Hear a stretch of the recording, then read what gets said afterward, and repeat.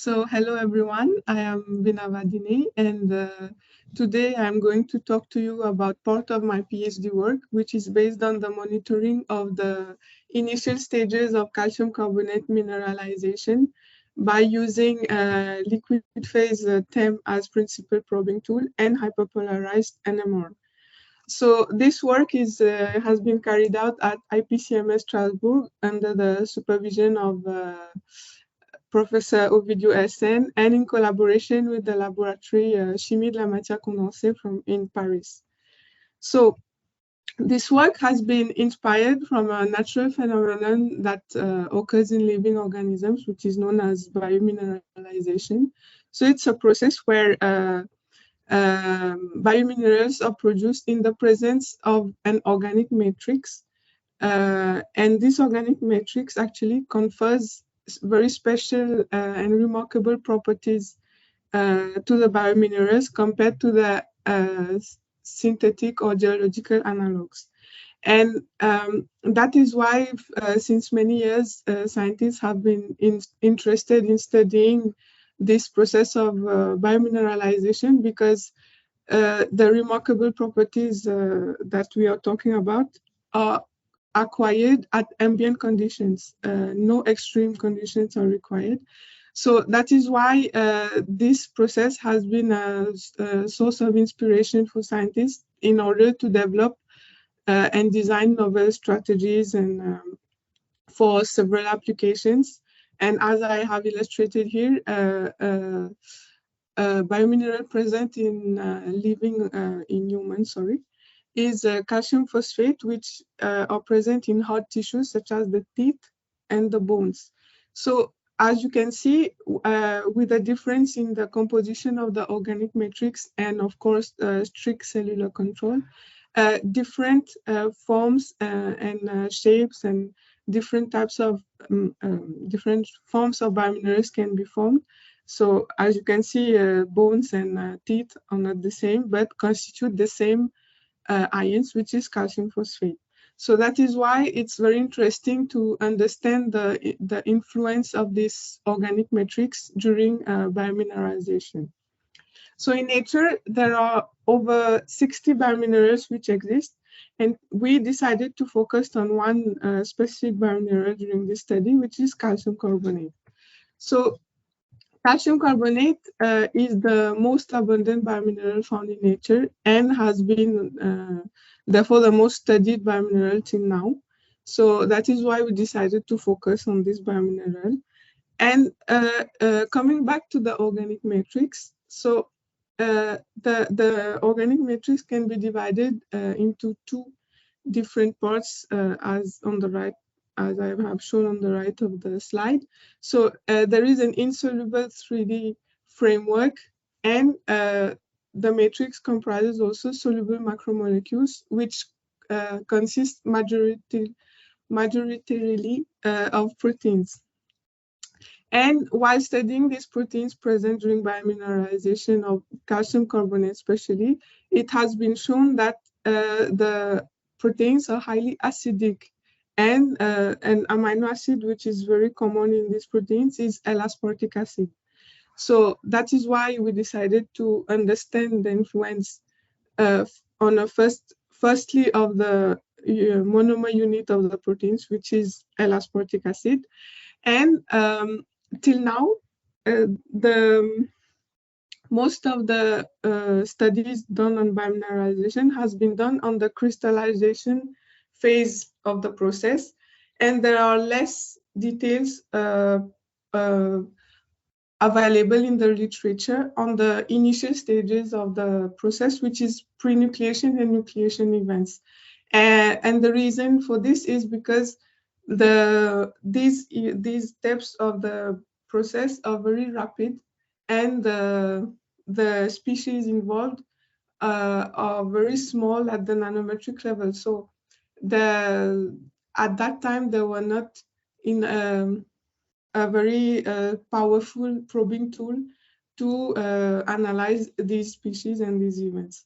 So we decided to use liquid phase TEM as probing tool to analyze the pre-nucleation and nucleation events of the mineralization of calcium carbonate under the influence of L-aspartic acid. So during this study, we used a liquid phase TEM to do a real-time visual identification of the pre-nucleation events.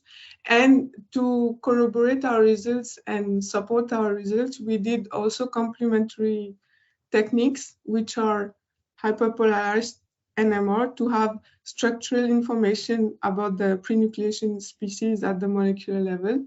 And then with DFT calculations, we try to understand the complexation of the L-aspartic acid with the different ions in the reaction medium. And finally, potentiometric titration to have information on the solute bounded calcium ions in the form of pre-nucleation clusters and etc. So to describe briefly the importance of using liquid phase TEM as probing tool. So when we use conventional TEM, we have to do several steps of preparation, which actually give us incomplete material insight because we lose information during these preparation steps. And that is why by analyzing a reaction in its native environment gives us direct access to the dynamics and the evolution of the materials.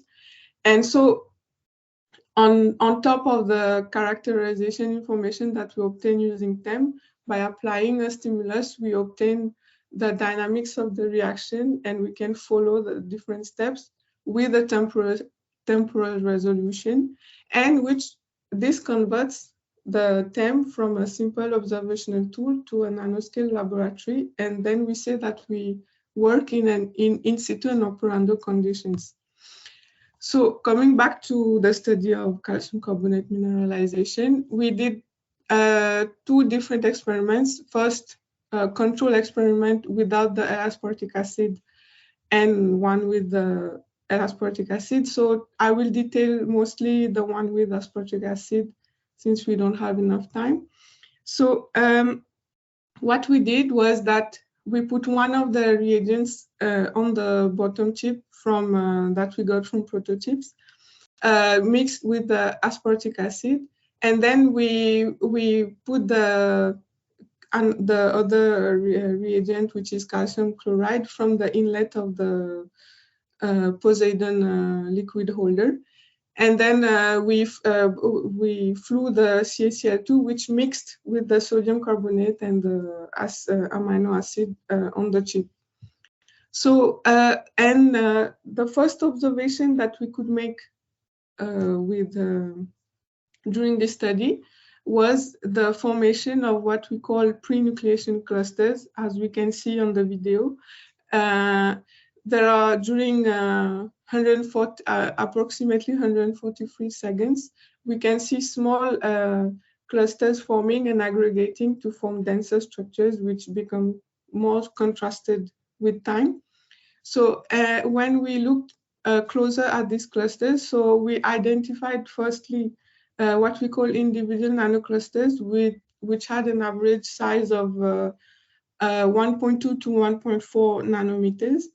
And when we compare to literature, there has been in situ SAC studies which has been done and which has also confirmed the presence of these individual nanoclusters, which actually aggregate to form greater loose aggregates of calcium carbonate with here which have a size of between 15 to 16 nanometers. And what was interesting with these pre-nucleation clusters is that the size didn't change with time, which indicated on the stability of these clusters. When we did potentiometric titration, we could see that during the same time frame, there was a complexation actually. When there is a mixture of the reagent, there is actually a complexation of the calcium ions with the amino acid. And with the titration, we could determine that the complexation was done with a ratio of 1:1. Then with the DNP mass NMR, what we could put into evidence was that because L-aspartic acid has 2 carbonate groups, and we could identify with the DNP mass NMR that the calcium ion bounded with the first carbon of the amino acid to form the complex. And also that the amine group of the amino acid also complex with the carbonate ions in the medium to form ion pairs. And then the DFT calculation confirmed our LPTM observation that there were individual nanoclusters of about 1.4 nanometers, and through DFT calculation, we could also see that there were pre-nucleation clusters of approximately the same size which were formed. And then, so what we can say that with the LPTM, we could actually, it is something that has been visualized for the first time experimentally, that we could put into evidence by LPTM the real-time formation and evolution of the pre-nucleation clusters of calcium carbonates. And we could obtain structural information with the hyperpolarized NMR about the complexation of the amino acid with the pre-nucleation clusters, and in what ratio. And the DFT calculation came to confirm our LPTM observation. And then furthermore, we could also analyze the dynamics of these pre-nucleation clusters.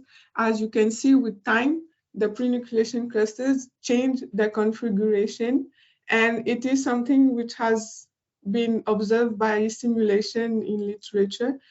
And these changing of configuration of the pre-nucleation clusters indicate that they have this Dolop characteristic where the calcium and the carbonate ions are linked only by ionic bonds at this stage, and that is why they can constantly change configuration.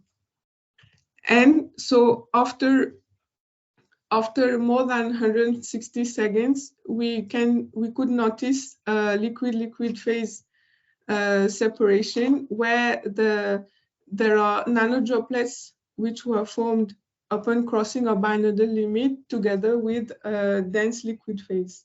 So what we could observe at this stage is also that there were no more individual nanoclusters of which were present, and which indicated that we were at a post-nucleation stage of the process. And then to confirm, because the phase separation could be binodal or spinodal, so we went to check into literature, and there has been a quantitative study carried out in literature, and by comparing the concentrations that we use, we could confirm that it was actually a binodal limit for the phase separation. And then the nanodroplets which were formed continue to aggregate, as we can see by the yellow squares, and afterwards, with a process called drying annealing, there was a formation of amorphous calcium carbonate of approximately 14 to 16 nanometers in size, which were further stabilized. We could see here that the amorphous particles start to aggregate by the mechanism of colloidal particle attachment to start the crystallization phase of calcium carbonate. But we could also see that it took a very long time, and the amorphous particles were actually stabilized, and thus delaying the crystallization of calcium carbonate. So actually what we could conclude is that by comparing with the experiment without the aspartic acid, is that without the amino acid, the reaction was complete in 15 minutes, as we can see on the upper part of the slide. And crystals were formed in already 15 minutes after the mixture of the reagents, whereas with the presence of the amino acids, we could observe the pre-nucleation clusters, the phase separation into nanodroplets, which further dried to form amorphous calcium carbonate, and the stabilization. And this is due to the presence actually of the amino acid, the organic molecules in the medium. And this is how we could determine the stabilizing role of organic molecules during biomineralization process. So for more details, you can, of course, read the article that I mentioned, which is more in details and with more explanations. And to finish, I would like to thank the different people who contributed for this work, and of course, my team with whom I work every day. And thank you everyone for your attention.